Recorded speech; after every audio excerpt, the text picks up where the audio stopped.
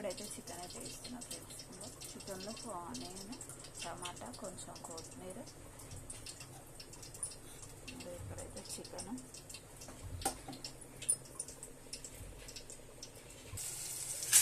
కొంచెం అల్లం వెల్లిగడ్డ, కొంచెం పసుపు, కొంచెం అయితే ఉప్పు వేసేసి మంచిగా బిర్యానీ అతిథిలో వేసాను అన్నమాట. మంచిగా కలుపుకోవాలి. చికెన్ అయితే చికెన్ వేసి ఒక 5 minutes అయితే ఉడకనియాలి. చికెన్ మంచి ఉడికిన తర్వాత టమాటా వేయాలి. టమాటా, కొంచెం కొత్తిమీర అయితే వేసినాం.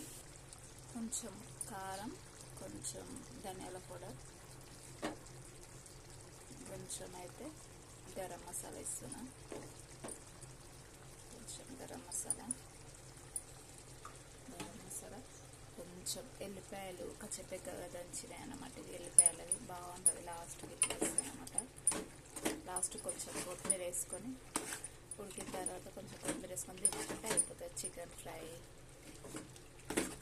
చాలా టేస్ట్, అసలు టేస్ట్ బాగుంటుంది.